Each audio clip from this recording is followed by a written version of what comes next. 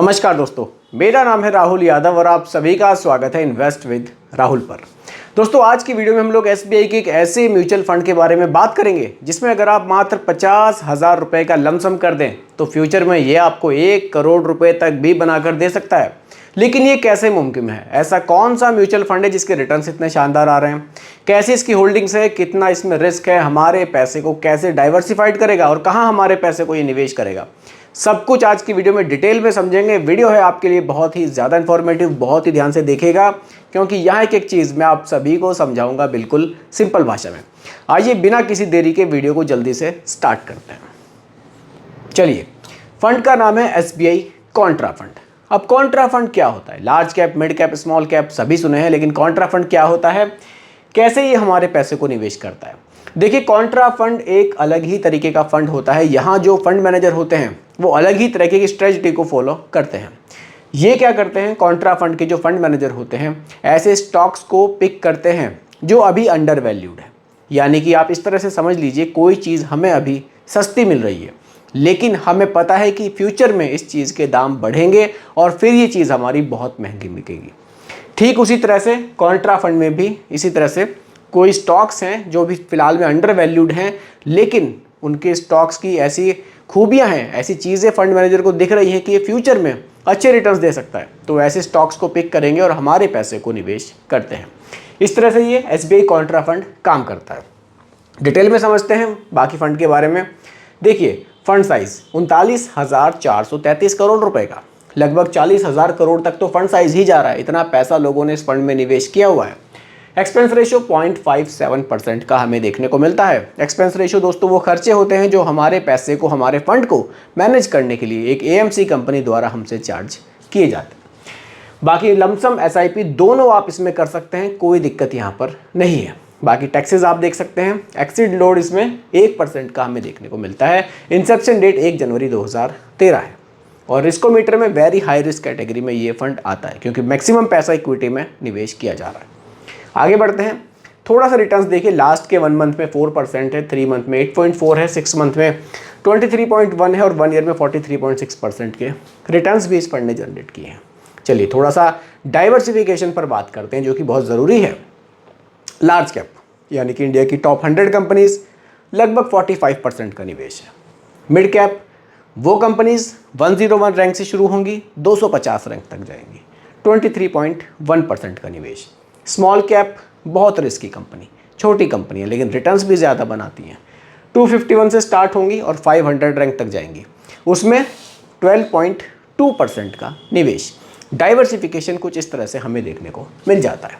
आगे बढ़ते हैं, सेक्टर्स को देखिए। फाइनेंस है, बेसिक मटेरियल है, हेल्थ है, एनर्जी है, कंज्यूमर सिलिकल है, टेक है, यूटिलिटीज़ है, कम्युनिकेशन है, रियल इस्टेट है। कितने सारे सेक्टर्स में आप फोकस कर सकते हैं। मान लीजिए आपने केवल 50,000 रुपये का लमसम किया। आप 1 मिनट के लिए मानकर चलिए कि आप इस म्यूचुअल फंड में निवेश नहीं कर रहे हैं, आपके पास 50,000 रुपये। अब आप वो 50,000 रुपये इसके अलावा कहाँ निवेश करेंगे? या तो आप बैंक में एफडी कर देंगे। अब अगर आप बैंक में एफडी करते हैं तो आपका पैसा डेट फंड में समझ लिए जा रहा है। अब वहाँ क्या होगा? आपके पैसे का यूज़ ऐसी जगह किया जाएगा, कॉर्पोरेट बॉन्ड्स में, गवर्नमेंट सिक्योरिटीज़ में आपके पैसे का निवेश किया जाएगा, तो रिटर्न्स वहाँ बहुत कम बनेंगे।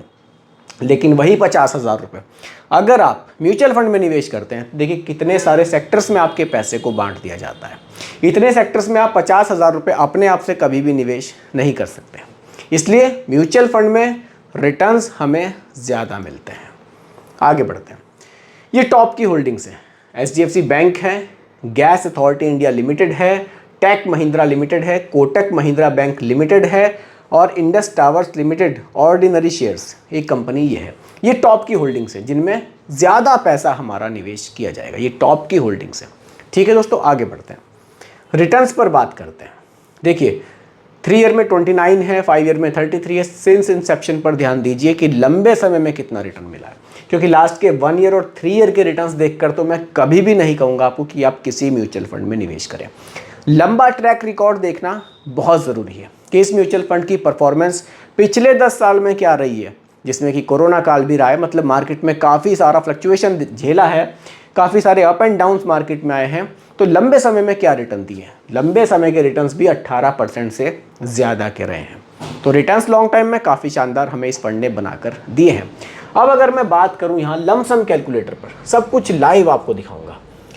मानकर चलते हैं आपने इस फंड में 50,000 रुपये का लमसम किया, 50,000 रुपये का। अब ड्यूरेशन मानकर चलते हैं कि आपने अगले 25 साल के लिए इस पैसे को छोड़ दिया। रिटर्न्स जो हमें मिले हैं 18% के, अगर हमें फ्यूचर में भी वही मिलते हैं, कैलकुलेट करते हैं। देखिए रिटर्न्स हालांकि फिक्स नहीं है, अभी 18 मिले हैं, पिछले 10-12 साल में हो सकता है कि फ्यूचर में ये ज़्यादा भी हो जाए, कम भी होने के चांसेस हैं। दोनों तरफ हो सकते हैं, बढ़ भी सकते हैं, घट भी सकते हैं, क्योंकि रिटर्न्स टोटली यहाँ पर मार्केट बेस ही रहते हैं। देखिए अगर 18% के रिटर्न मिलते हैं, 50,000 की वैल्यू हो जाती है कितने? 31 लाख रुपए। वहीं अगर ड्यूरेशन हम 25 साल से बढ़ाकर 30 साल कर देते हैं, 30 इयर्स, वैल्यू हो जाएगी 71 लाख रुपए। वहीं अगर आप ड्यूरेशन 30 साल से बढ़ाकर इसको कर देते हैं 35 साल, तो जो टोटल कॉर्पस है 35 साल में 50,000 का बढ़कर वो हो जाएगा 1.64 करोड़ रुपए। इतना शानदार ये फंड है। अगर आपने लंबे समय के लिए 50,000 रुपये एक बार लगाकर छोड़ दीजिए, मतलब एक बार आपने पैसा लगाया और आप भूल गए कि अब तो मेरे को 30-35 साल पैसे की ज़रूरत नहीं है।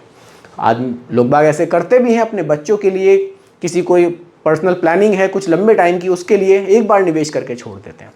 यहाँ एक बार 50,000 रुपये निवेश करके छोड़े जाएंगे, 35 साल बाद वैल्यू 1,64,00,000 तक हमें देखने को मिल सकती है। शानदार फंड है, शानदार रिटर्न्स है। होल्डिंग्स आपने देखी, रिस्क को भी आप समझ गए कि रिस्क इसमें कितना है।